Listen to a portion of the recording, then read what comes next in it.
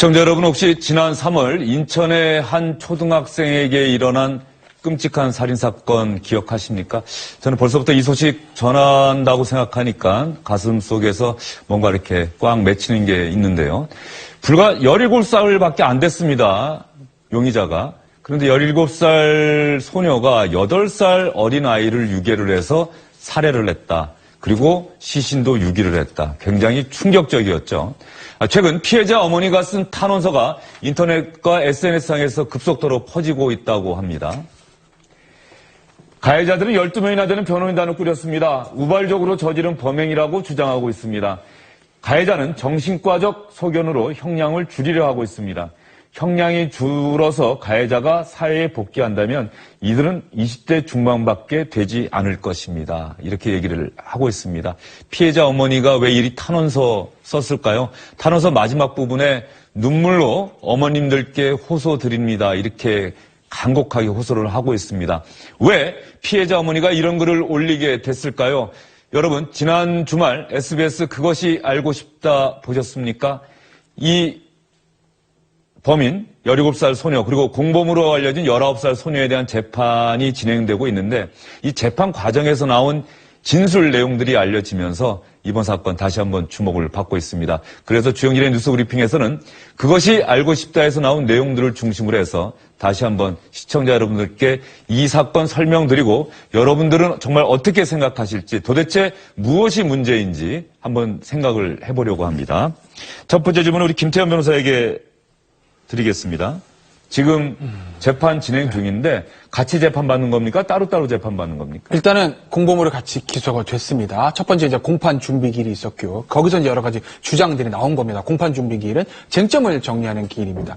일단 제가 사건 내용부터 간단히 좀 말씀을 드리겠습니다. 가해자는 2명이죠. 17살 김양, 그 다음에 공범으로 추정된 19살 박양이 있습니다. 피해자는 당시에 초등학생이었던 8살 초등학생인데 인천에서 있었던 일이고요. 하굣길에 김양이 피해자를 집으로 유인을 합니다. 그래서 잔혹하게 살해를 하고 사체의 일부를 훼손을 합니다. 처음에는 여기서 이제 끝인 줄 알았는데 그 다음에 약간의 반전이 있습니다. 가해자인 김양이 훼손한 시신의 일부를 봉투에 담아서 지하철을 타고 공범으로 추정되는 박양에게 전달을 한 겁니다. 그래서 이 경찰은 이 김양 같은 경우에는 미성년자 약취유인 살해, 그 다음에 사체 유기로 기소를 한 것이고요. 박양 같은 경우에는 살인을 방조했다 이렇게 공범으로 기소를 한 것인데 첫 번째 재판에서 가해자는 이렇게 주장을 합니다. 주범인 김양 같은 경우에는 나는 심신미약이다. 야스퍼거 증후군이 있었다. 난 잘 심신미약이기 때문에 감형을 받아야 된다. 이렇게 주장을 했고요. 그리고 박양은 이런 주장을 합니다. 내가 봉투에서 물건을 받긴 받았는데 나는 장난인 줄 알았고 그것이 사체의 일부인 줄 알고 놀라서 버렸다. 이렇게 주장을 합니다. 하지만 검찰의 시각은 다른 것이죠. 심신미약도 없었고 그리고 공범인 박양도 애초부터 사체가 일부인 줄 알고 전달받았다. 즉 살인의 방조의 고의가 있었다. 이렇게 검찰은 보고 있는 겁니다. 네, 김태현 변호사가 사건에 대한 설명, 또 재판이 어떻게 진행되고 있는지 설명드렸습니다. 8살, 정말 눈에 넣어도 아프지 않을 8살 딸을 잃은 피해자 부모님들은 어떤 심경일까요? 그 일, 며칠 전에 뒷머리를 잘랐어요. 단발머리로요. 너가 너무 좋아요. 모습이 너무 이쁜.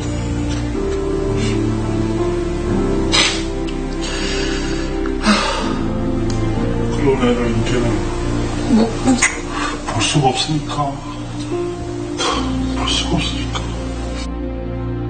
사람의 사지를 쉽게 자를 수 있나요? 그냥 칼로?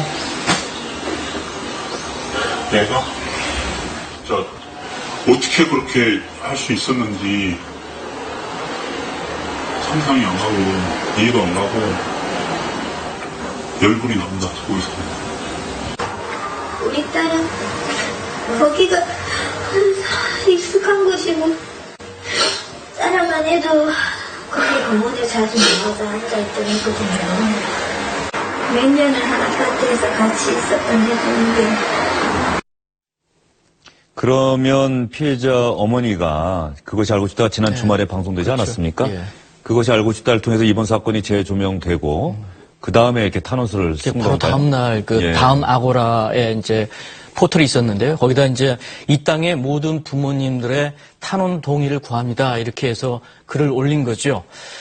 살해 사건의 엄마라고 자신을 밝혔는데요. 지금 어떤 얘기를 하고 있냐면은 사랑이 아까 이제 그 가면으로 사랑이라고 했는데 그저 존재하고 있는 것만으로도 행복이 돼주고 힘이 돼주는 아이를 잃고 숨 쉬는 것조차 힘든 상황이다. 이렇게 얘기를 하면서 이런 억울한 충격적 사건이 다시 일어나면 안 되겠다. 이 땅에 생기지 않기 위해서 여러분의 도움이 필요하다.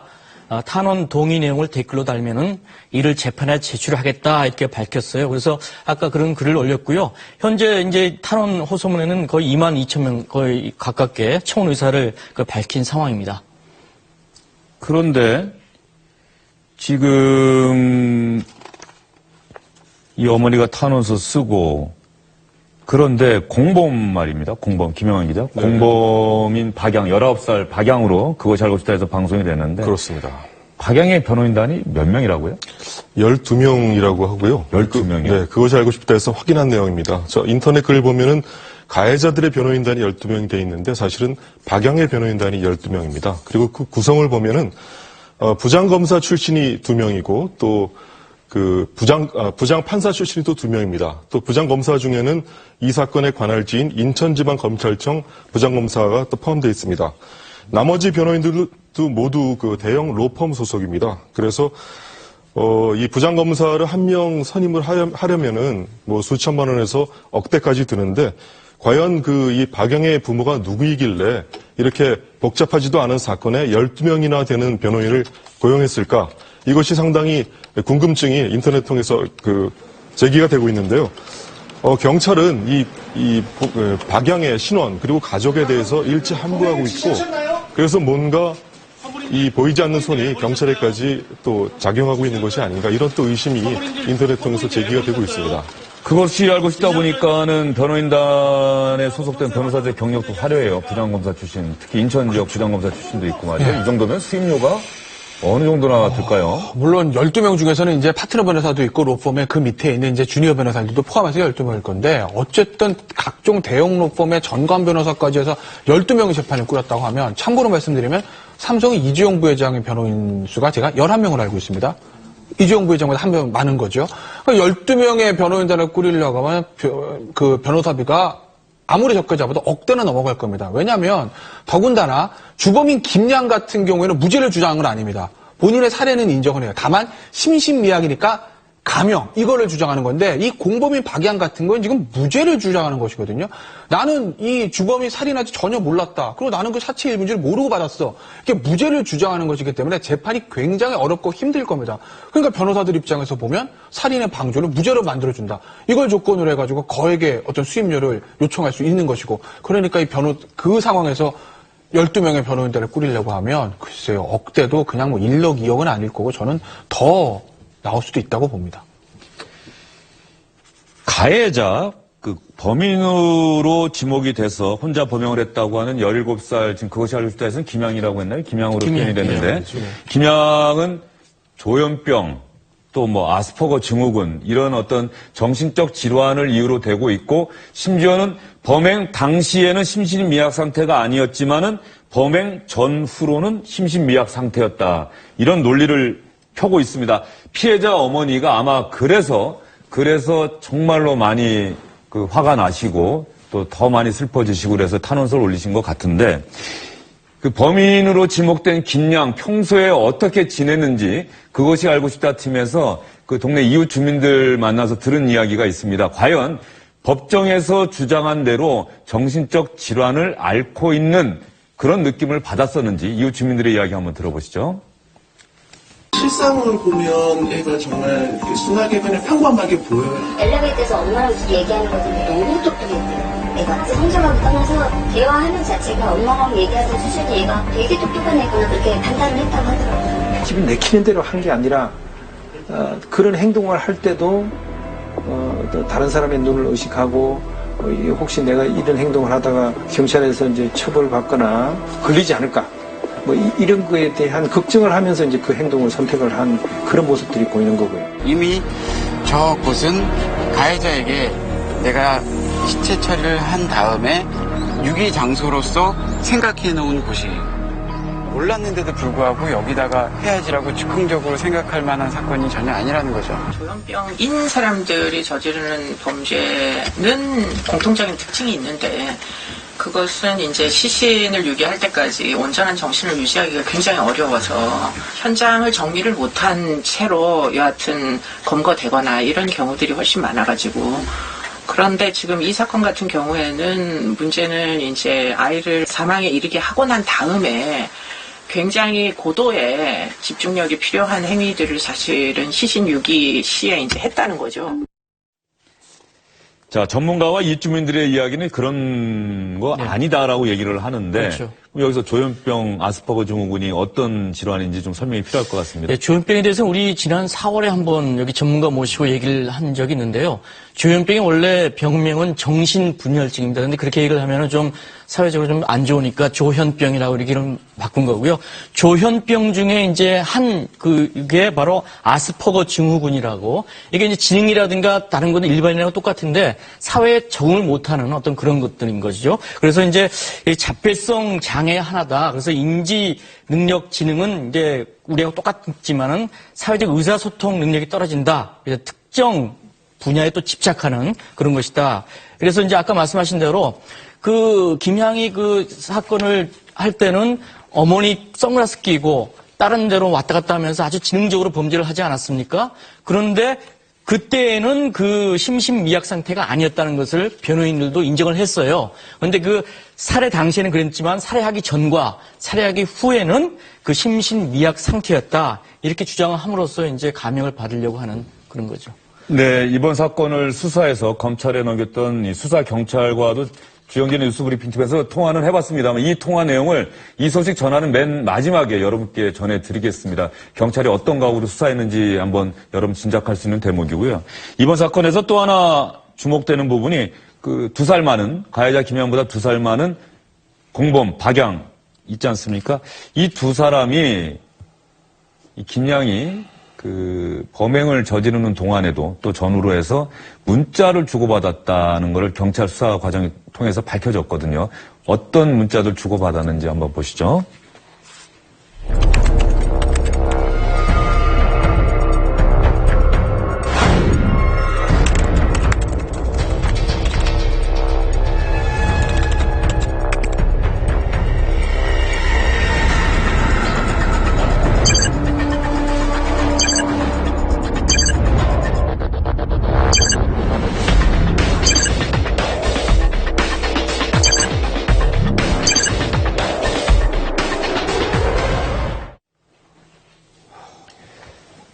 네.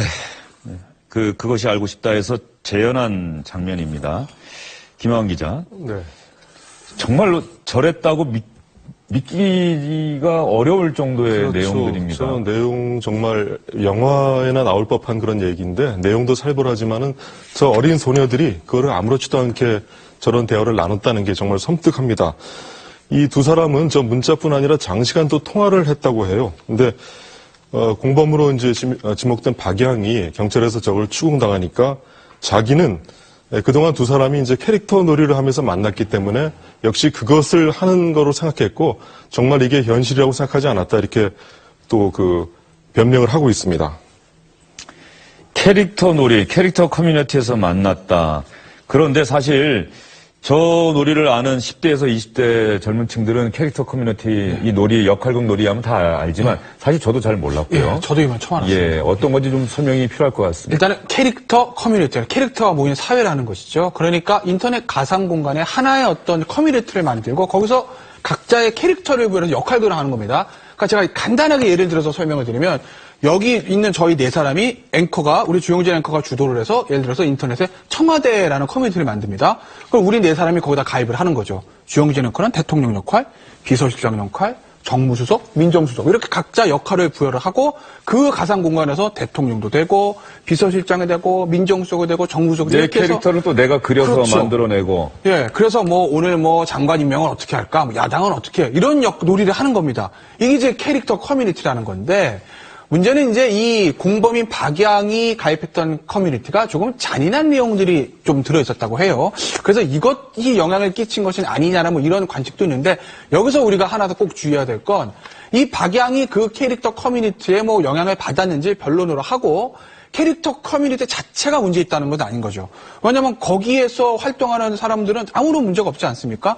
근데 유독 박양이 그런 것이기 때문에 박양의 문제와 캐릭터 커뮤니티 문제를 우리가 별개로 구분해서 봐야 될 것 같습니다. 네, 그러면 일단 이제 여러분께 차례로 들려드릴게요. 처음에 이 두 주범 김양과 공범 박양이 주고받은 문자 메시지 이 사실을 재판 과정 통해서 확인하고 난 다음에 그것이 알고 싶다 팀과의 인터뷰에서 어머니 어떤 심경 밝히셨는지 한번 들어보시죠. 사람이 사람한테 그러지는 못하죠. 사냥이라니 어떻게 그런 말을 해요. 걔들은 사람이 아니에요.